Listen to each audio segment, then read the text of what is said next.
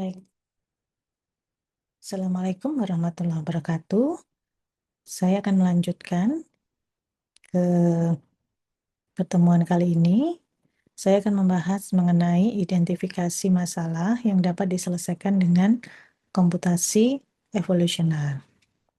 Ini adalah bagian terakhir dari sub CPMK pertama, ya.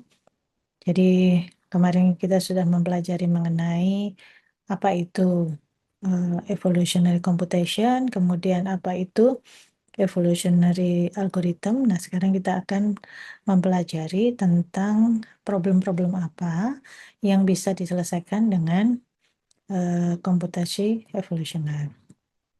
Jadi indikatornya adalah nanti akan ada tugas di mana kalian diminta untuk mengidentifikasi dan merumuskan permasalahan yang dapat diselesaikan dengan pendekatan komputasi evolusioner.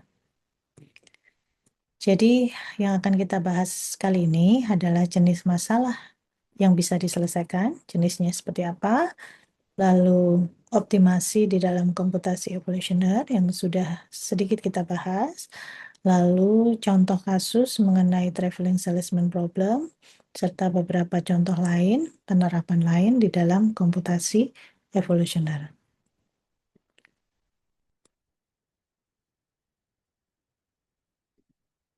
Nah, jenis masalah apa saja yang bisa diselesaikan dengan menggunakan komputasi evolusioner ini?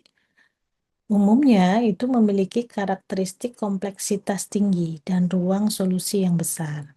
Jadi ada kemungkinan-kemungkinan di mana solusinya itu bervariasi, sangat fleksibel misalkan, atau sangat rentangnya sangat besar sehingga dia dikategorikan mempunyai kompleksitas yang tinggi. Jadi ada contoh misalkan untuk optimasi, ya, kita bisa melakukan optimasi, yaitu meminimumkan atau memaksimalkan. Ini sudah pernah kita bahas di pertemuan pertama. Kemudian ada model klasifikasi, yaitu mengidentifikasi pola di dalam data, dan juga pencarian solusi, yaitu pemecahan untuk masalah-masalah kompleks. Nah, jenis yang pertama itu adalah optimasi, yaitu mencari solusi terbaik.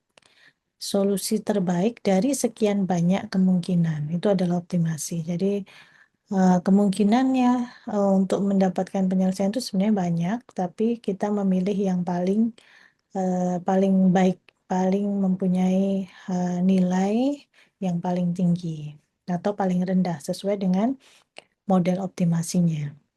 Misalkan, ya, contoh yang termasuk di dalam optimasi ini ada menemukan jalur terpendek dalam satu problem logistik tertentu, atau mengoptimalkan desain struktur untuk efisiensi bahan dan kekuatan. Ini kalau misalkan kita implementasikan di teknik sipil gitu ya. Kalau ini misalkan di teknik industri gitu.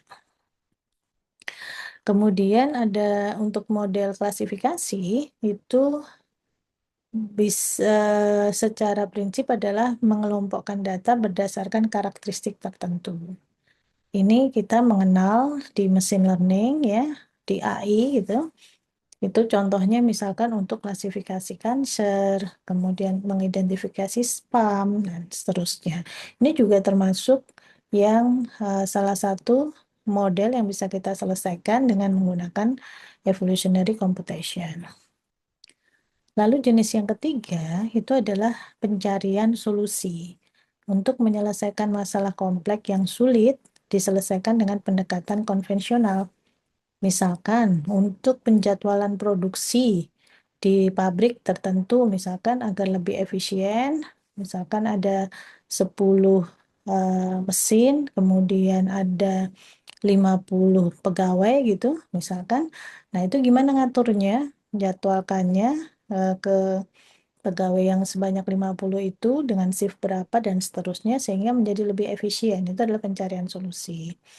Lalu ada contoh lain misalkan simulasi. Simulasi problem-problem yang bersifat skala besar, contohnya untuk evolusi populasi, yaitu untuk melihat perubahan genetiknya, dan seterusnya. Di mana ini pasti problemnya kompleks karena melibatkan banyak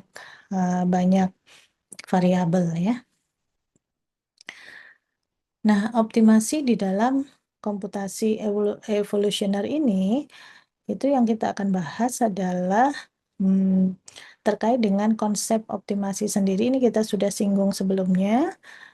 Eh, Kemudian juga contoh fungsi optimasi yang sering digunakan. Kita bahas mengenai optimasi dulu. Jadi optimasi itu bertujuan untuk memaksimalkan atau meminimalkan sebuah fungsi tujuan atau fungsi objektif. Contoh untuk kasus minimisasi atau meminimumkan itu misalkan untuk mengurangi total biaya produksi di dalam industri, di mana tadi kita misalkan melakukan penjadwalan, bagaimana fungsi tujuannya itu adalah untuk mengurangi total biaya produksi. Atau bisa juga eh, optimasi ini bersifat maksimasi atau memaksimalkan.